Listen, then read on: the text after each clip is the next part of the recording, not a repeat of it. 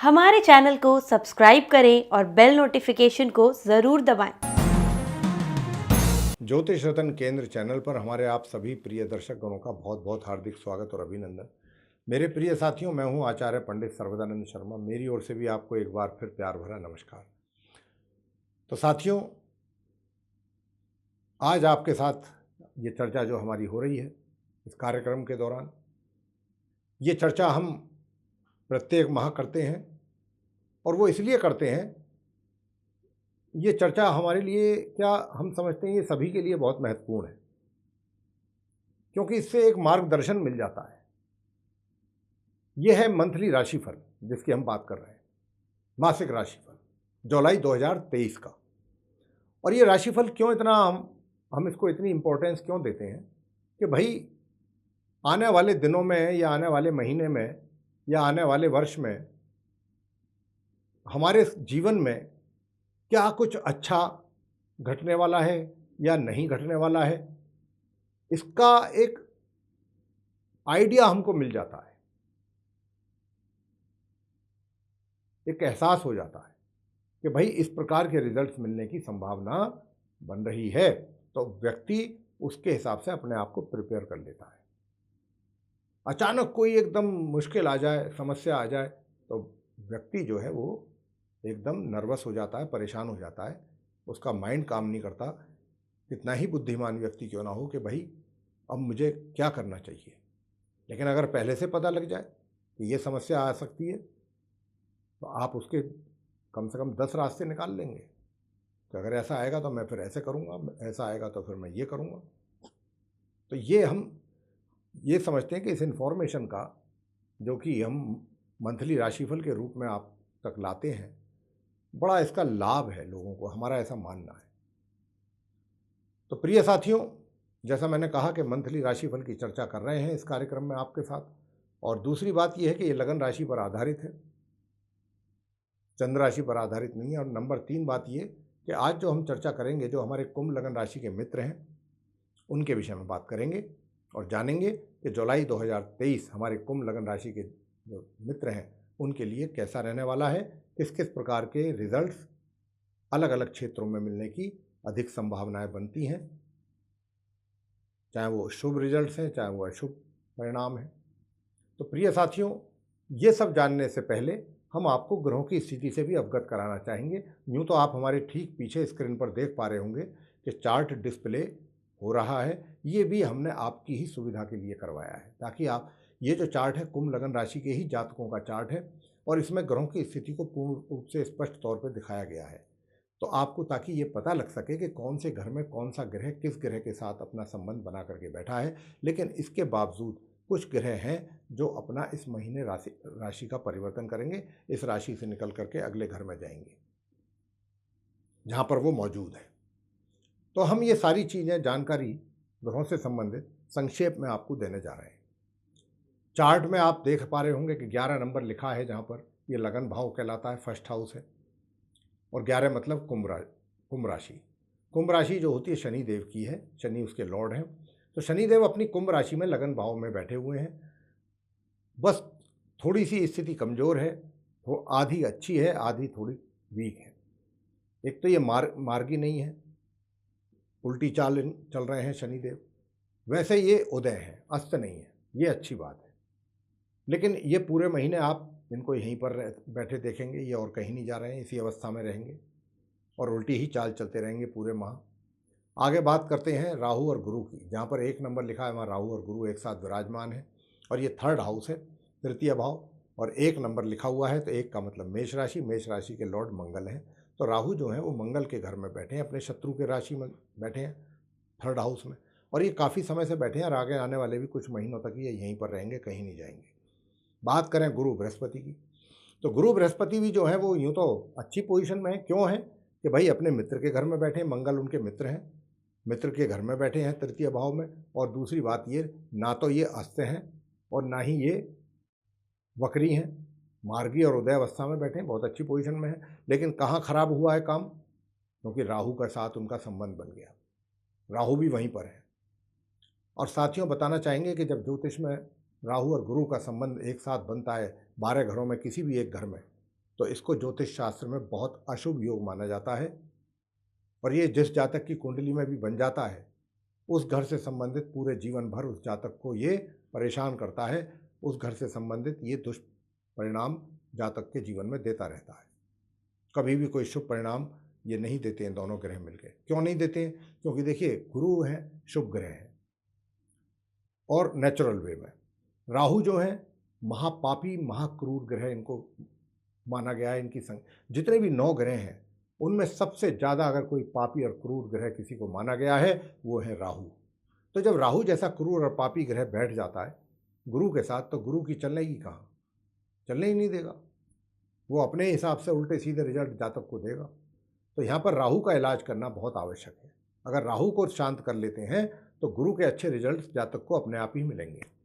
उसका हम क्या करेंगे, आपको राशिफल के अंत में बहुत सरल और आसान उपाय देंगे।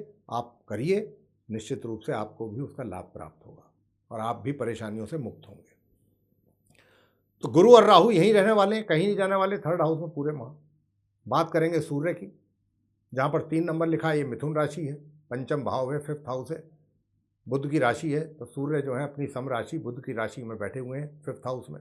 लेकिन 17 जुलाई को ये अपना राशि का परिवर्तन करके यहाँ से निकलेंगे मिथुन राशि से 5th हाउस से, और जाएंगे 6ठे भाव में, अपनी परम मित्र राशि में जाएंगे, कर्क राशि में, जहाँ 4 नंबर लिखा है, जहाँ पर आप बुध को बैठा हुआ देखते हैं। वहीं चले जाएंगे सूर्य भी 17 जुलाई को, और फिर महीने के अंत तक यहीं बने रहेंगे 6ठे भाव में। बात बुध की कर लेते हैं। देखिए, बुध भी जो है 8 जुलाई को, 1 तारीख से लेके 1 जुलाई से लेके 8 जुलाई तक तो बुध भी अपनी स्वयं की राशि मिथुन में 5th हाउस में सूर्य के साथ ही थे। 8 तारीख को उनका साथ छोड़ करके ये अपनी शत्रु राशि कर्क में आ गए 6ठे भाव में, तब से यहीं पर हैं। और जब ये आए थे तब ये मार्गी अवस्था में भी थे और अस्त अवस्था में थे, उदय नहीं थे। लेकिन अब ये यहाँ आकर के 13 जुलाई को पश्चिम में उदय हो जाएंगे तो इनकी स्थिति बेहतर होगी। घर 6ठा भाव है, इसको अच्छा भाव नहीं माना जाता, शुभ भाव नहीं है ये तो त्रिक भाव है ये। और लेकिन क्या होगा कि 25 तारीख को ये यहाँ से भी अपना राशि का परिवर्तन करेंगे, अपनी शत्रु राशि कर्क से निकल जाएंगे, और जब ये निकलेंगे तो उस समय मार्गी भी होंगे, उदय भी होंगे, बहुत अच्छी पोजीशन में होंगे। और कहाँ जाएंगे ये? अपनी मित्र राशि सिंह में जाएंगे, जहाँ पर 5 नंबर लिखा है, यानी कि 6ठे भाव से निकल करके 7th हाउस में चले जाएंगे, और वहाँ पर बैठे हुए मंगल और शुक्र के साथ इनका भी संबंध बनेगा बुध का। तो वहाँ पर बनेगा 25 जुलाई से लेकर महीने के अंत तक त्रिग्रह योग। जी हाँ, मंगल बुध और शुक्र का। सूर्य जो है वो 6ठे घर में ही बने रहेंगे पूरे माह, जैसा मैं कह चुका हूं। अब बात करते हैं मंगल और शुक्र की। तो देखिए, 7th हाउस में मंगल और शुक्र की युति बनी हुई है। मंगल तो अपनी मित्र राशि में बैठे हैं, सूर्य उनके मित्र हैं, और मार्गी और उदय अवस्था में है, बहुत अच्छी पोजीशन में मंगल बैठे हैं यहाँ। साथ में बात करें शुक्र की, तो शुक्र भी जो है यहाँ पर 7 जुलाई को ही आएंगे अपनी शत्रु राशि सिंह में। 1 तारीख से 7 तारीख तक ये अपनी शत्रु राशि कर्क में रहेंगे। 7 दिन वहाँ रहने के बाद फिर ये 7 तारीख को अपना राशि परिवर्तन करके फिर आ जाएंगे ये अपनी शत्रु राशि सिंह में, और मंगल के साथ इनका संबंध बनेगा 7th हाउस में। लेकिन 23 तारीख को ये भी उल्टी चाल चलना आरंभ कर देंगे शुक्र। ये हम आपसे बताना चाहते हैं। हालांकि शुक्र और मंगल के कारण एक अच्छा राजयोग का निर्माण हुआ है, इसमें कोई शक नहीं है। और सूर्य बुध का भी राजयोग बनेगा, लेकिन वो बनेगा बहुत कम समय के लिए, 17 जुलाई से लेकर और 25 जुलाई तक बस, क्योंकि 25 को तो बुध सूर्य का साथ छोड़ ही देंगे, तो राजयोग समाप्त हो जाएगा।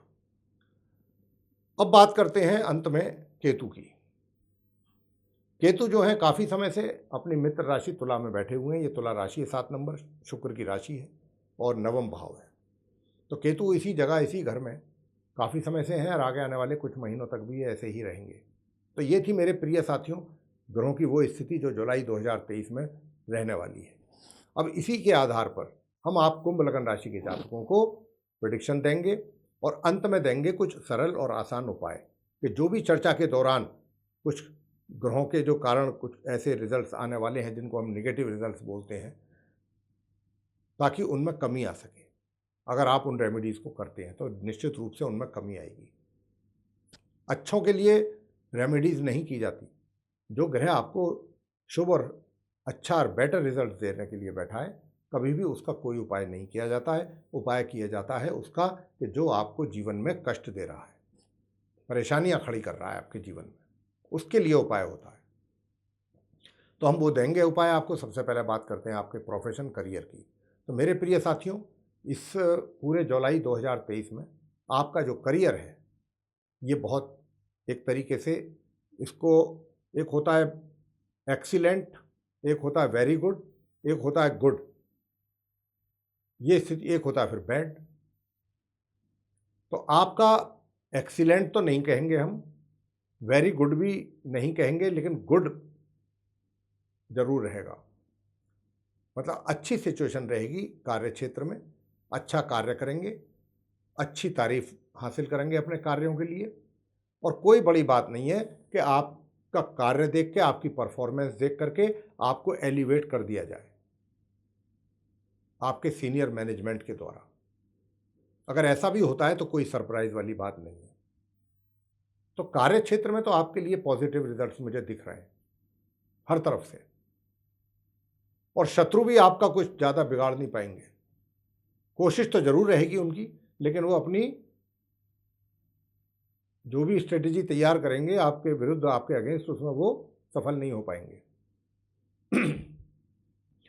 और जहाँ तक प्रॉपर्टी से रिलेटेड मामला है, तो आप प्रॉपर्टी से रिलेटेड मामला अगर कोई पेंडिंग है या डील है तो उसको, ये समय है जुलाई का कि आप इसमें इसको करें। 7 जुलाई से लेके और 23 जुलाई के बीच में, समय भी बता रहे हैं आपको, 7 जुलाई से 23 जुलाई के बीच में अगर कोई प्रॉपर्टी से संबंधित मामला फंसा हुआ है या पेंडिंग पड़ा है या ठंडे बस्ते में पड़ा था, उसको आप नए सिरे से हाथ में लेके उसको काम को कर सकते हैं। वो डील आपकी आपके फेवर में हो जाएगी। लेकिन हाँ, इतना जरूर है कि छोटी छोटी बातों पर जल्दी जल्दी गुस्सा बहुत आएगा, और कुछ ना कुछ मुंह से भी ऐसी बातें निकल जाएंगी जाने अनजाने, कि जिनका आपको एक तरीके से परिणाम भुगतना भी पड़ सकता है। मतलब वो आपके लिए ठीक नहीं रहेगा। तो हम आपसे यहाँ पर यही कहना चाहते हैं कि आप घर में हों, बाहर हों, अपना व्यवहार और अपनी वाणी दोनों को नियंत्रण में रखिए, दोनों को अच्छे ढंग से इसका उपयोग करिए। ऐसी वाणी ना बोलें कि जो दूसरे व्यक्ति को हर्ट कर दे, जबकि संभावना इसकी ज़्यादा है। और क्रोध कंट्रोल में रखें, वरना आपके बनते बनाते कार्य जो हैं वो बिगड़ जाएंगे। इन 2 चीज़ों का जरूर ध्यान रखें। हाल तो आप काफ़ी रोमांटिक भी रहेंगे, लेकिन कभी कभी आप बहुत एग्रेसिव भी रहेंगे, लेकिन एग्रेसिवनेस आपको कंट्रोल में रखनी होगी अगर आप चाहते हैं कि आपके सारे काम आगे बढ़ें और आप भी आगे बढ़ें सबके सहयोग के साथ। आप भी सबको सहयोग करें तो अपने आप आपको भी सहयोग मिलेगा। तो ये स्थिति आपकी रहने वाली है। प्रॉपर्टी की भी बात हमने आपसे बता दी। अब हम आपसे बताना चाहेंगे, देखिए इनकम को लेकर के कैसे हालात रहेंगे। देखिए, इनकम आपको सामान्य से मध्यम आराम से होती रहेगी। इनकम में किसी प्रकार की कोई कमी नहीं रहेगी। ऐसा नहीं है कि भाई ब्रेक लग गया या रुकावट आ गई, बाधा आ गई या पैसे कम हाथ में आए, ऐसी स्थिति हमें नहीं दिखती। तो आप जो है अपना लगे रहिए, कार्य करते रहिए, इनकम आपको आती रहेगी। बस इतना ज़रूर है कि बीच बीच में आपका माइंड थोड़ा सा एक बार को बीच में बिगड़ सकता है, नकारात्मक विचार आपके जहन में हावी हो सकते हैं। वो राहु और गुरु के कारण चांडाल दोष जो बना हुआ है, आपके पराक्रम को ये कम करने की कोशिश करेंगे। आप ये नहीं चाहेंगे राहु कि आप मेहनत करें, और आपको जबकि मेहनत ही करके आगे बढ़ना है। बढ़ा आप तभी पाएंगे जब आप परिश्रम भी करेंगे और सबको साथ लेके चलेंगे। तो ये आपको देखना है, बता हमने दिया है ग्रहों की स्थिति के आधार पर। भाग्य भी आपका एक तरीके से मध्यम तरीके से साथ देता रहेगा। ना तो स्थिति खराब रहेगी भाग्य की, ना बहुत अच्छी रहेगी, बीच वाला स्थिति रहेगा, भाग्य आपका मीडियम रूप से साथ रहेगा। अब बात कर लेते हैं सुख साधनों की। तो सुख साधनों में तो हम प्रॉपर्टी की बात तो आपसे कर ही चुके हैं। बाकी रहा सवाल सुख साधनों का और जो चीज़ें होती हैं घर घर के अंदर या वैसे, तो उसमें भी सुख साधनों का लाभ आप समय समय पर उठाते रहेंगे। प्रेम संबंधों की बात कर लेते हैं। देखिए, प्रेम संबंधों की जहाँ तक बात है, प्रेम संबंध तो आपके अच्छे रहेंगे। और आपके अच्छे क्या रहेंगे, आपका अपने मित्र के साथ आपका उनके ऊपर काफ़ी ट्रस्ट रखेंगे, आपका मित्र का भी आपके ऊपर काफ़ी ट्रस्ट रहेगा। और आपको बताना चाहेंगे कि 17 तारीख से और 25 तारीख के बीच में, जी हाँ, एक तो 1 जुलाई से और 8 जुलाई के बीच में, ध्यान से सुनने वाली बात, एक तो योग बनेगा 1 जुलाई से 8 जुलाई के बीच में, दूसरा बनेगा 17 जुलाई से 25 जुलाई के बीच में। ये वो योग हैं कि जिसमें आप अपना विवाह संपन्न कर सकते हैं। विवाह का योग के डेट दे रहे हैं हम आपको, समय कि कब कब आपका विवाह करने का योग है। अगर आप विवाह करना चाहते हैं, चाहे अफेयर में है या नहीं है, तो आपका विवाह संपन्न हो जाएगा 1 तारीख से 8 के बीच में, 17 जुलाई से 25 जुलाई के बीच में। बहुत अच्छा योग बनेगा विवाह का। तो अब आगे बात करते हैं वैवाहिक संबंधों की, कैसे रहेंगे। देखिए, वैवाहिक संबंध में भी ऐसे रहेंगे कि कभी तो आपके बीच में बिल्कुल इतनी ज़्यादा टेंशन हो जाएगी, इतना ज़्यादा तनातनी हो जाएगी, इतने ज़्यादा हीटेड आर्गूमेंट्स होंगे कि जो सुनने वाले देखने वाले होंगे वो भी ये सोचेंगे कि शायद अब इनको कोई नहीं बचा सकता, इनका तो गड़बड़ होना ही है, इनके बीच का मतलब कंप्रोमाइज़ कोई नहीं करा पाएगा। लेकिन थोड़ी देर के बाद या कुछ देर के बाद या कुछ घंटों के बाद पता चला कि आप दोनों एक साथ सैर कर रहे हैं, लोग देख रहे हैं, सुबह भी देख रहे थे, अब शाम को भी आपको देख रहे हैं। तो कुछ इस प्रकार की स्थिति आपके वैवाहिक जीवन में रहेगी ग्रहों के आधार पर। और बात करते हैं पारिवारिक संबंधों की। देखिए, पारिवारिक संबंध जो हैं ये भी कहीं ना कहीं किसी बात को लेकर के थोड़ा एक तरीके से विवाद बना रहेगा, थोड़ा बहुत। अगर आप उपाय करेंगे जो हम बताएंगे अभी, तब तो जाकर के आपके पारिवारिक संबंध नॉर्मल तरीके से चलते रहेंगे, अन्यथा कुछ ना कुछ गड़बड़ जरूर हो जाएगी पारिवारिक सदस्यों के साथ। बात करते हैं स्टूडेंट्स की। देखिए, स्टूडेंट्स के लिए बहुत गोल्डन अपॉर्चुनिटी है, गोल्डन टाइम है उनके लिए। कुंभ लगन राशि के जातक जो हैं स्टूडेंट्स, कि वो अपनी पढ़ाई 1 जुलाई से लेके और 17 जुलाई के बीच में बहुत अच्छे परिणाम उनको प्राप्त होंगे। यहाँ तक कि आपकी पढ़ाई में आप कुछ एक्स्ट्रा ऑर्डिनरी आपकी परफॉर्मेंस रह सकती है, और उस परफॉर्मेंस के बेस पे आपको कोई अच्छा सर्टिफिकेट या कोई अवार्ड वगैरह भी मिल सकता है। संतान की बात कर लेते हैं। संतान को भी संतान के किए हुए कार्यों पर माता पिता को बहुत खुशी होगी, खुशी मिलेगी कि मेरी संतान कुछ अच्छा कर रही है, कोई ऐसा कार्य कर रही है जिससे कि उसकी भी मान सम्मान में वृद्धि हो रही है, और उसके माता पिता को भी एक तरीके से इनडायरेक्टली सम्मान ही मिल रहा है कि भाई उनका बच्चा है ये। लेकिन ये योग जो है 17 जुलाई तक है, उसके बाद चीज़ें फिर जो हैं वो थोड़ा सा धीरे धीरे सामान्य ही रहेंगी। और अब बात कर लेते हैं स्वास्थ्य की। देखिए, स्वास्थ्य आपका ठीक रहेगा। स्वास्थ्य को लेकर के मुझे कोई ऐसी चीज़ नज़र नहीं आती कि मैं आपसे कहूँ कि भाई गड़बड़ रहेगा, ये होगा वो होगा, ऐसा कुछ नहीं है। स्वास्थ्य आपका अच्छा रहेगा, नॉर्मल रहेगा। अब हम आपको उपाय देने जा रहे हैं, ध्यानपूर्वक सुनिए। देखिए, सबसे पहली बात तो आप कुंभ लगन राशि के जो जातक हैं, आपके जीवन में शनि की 7.5 का प्रभाव बना हुआ है कुंभ राशि के ऊपर, तो आप शनि के उपाय तो जरूर ही करें। एवरी सैटरडे आप ये क्या कहते हैं, शनि देव जी के मंदिर में जा कर के उनकी पूजा अर्चना करें। जो भी दान दक्षिणा उनसे संबंधित होती है हम बताते ही रहते हैं, वो ज़रूर करें आप। सरसों के तेल से अभिषेक करना ना भूलें शनि देव की प्रतिमा को, और शनि देव की पूरा दिल से श्रद्धा भाव से पूजा करें। मंत्रों का जाप कर सकते हैं वहाँ बैठ के, शनि चालीसा कर सकते हैं, शनि स्तोत्रम का पाठ कर सकते हैं। मीठी पूड़ी का भोग लगा सकते हैं शनिदेव को। और जो और चीज़ें होती हैं दान में देने वाली, जैसे काली उड़द है, लोहा है, चमड़ा है, सरसों का तेल लोहे की कटोरी में, काला कपड़ा है, ये सब चीज़ें आप दान कर सकते हैं एवरी सैटरडे। शनि की 7.5 का उपाय दे रहे हैं ये। या फिर शनि देव के मंत्रों का जाप करें, 1 माला या 3 माला आफ्टर सनसेट। महिलाएं पीपल के वृक्ष पर जाकर के सरसों के तेल का दीपक जला लें और परिक्रमा कर लें 3 बार या 1 बार। हो सके तो इतना 1 चुटकी काली उड़द की दाल भी वहाँ पर पेड़ के नीचे ये कर सकते हैं आप। तो ये हो गए शनिदेव के उपाय।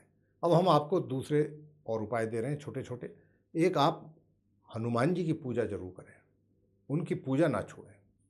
हनुमान जी की पूजा करना अति आवश्यक है आपके करियर के लिए भी, हर चीज़ के लिए, वैवाहिक जीवन के लिए भी बहुत अच्छा रहेगा। हनुमान जी की सेवा और पूजा करना। हनुमान जी का दिन मंगलवार का होता है, उस दिन आप गुड़ और चने बंदरों को दें। बाकी हनुमान जी की पूजा करें, और पूजा करें तो कब? दिन छिपने के बाद करें, हनुमान जी के मंदिर में जाके। साथ ही आप दूसरा कार्य ये करें कि सोमवार और शनिवार के दिन भगवान शंकर जी के शिवलिंग पर जल चढ़ाएं और काले तिल भी चढ़ाएं। काले तिल का दान भी करें आप। काले तिल का, गुड़ का, तांबे का, गेहूं का, लोहे का, ये दान भी आप करें। और शिवलिंग पर जल चढ़ाना है, साथ में काले तिल भी अर्पित करने हैं। तो ये स्थिति आपकी रहेगी। आप ये उपाय करें तो सब कुछ आपका लिए अच्छा रहने वाला है। तो मेरे प्रिय साथियों, अगर आपको पसंद आया तो आप इसे लाइक करें, शेयर करें अपने मित्रों के साथ, ताकि वे भी लाभ ले सकें। और चैनल को भी सब्सक्राइब करना ना भूलें। और अगर आप चाहते हैं कि आपको हमारे जो वीडियो बनेंगे एस्ट्रोलॉजी के सब्जेक्ट पर, वो सभी नोटिफिकेशन के साथ आप तक पहुँचें, तो फिर आप बेल आइकन ज़रूर दबा दें। तो प्रिय साथियों, इसी के साथ अब वाणी को हम यहाँ अपना विराम देना चाहेंगे और अपने आप सभी प्रिय दर्शक गणों से भी इजाज़त चाहेंगे। तो इसी के साथ आप सभी का सहृदय बहुत बहुत धन्यवाद। जय माता दी।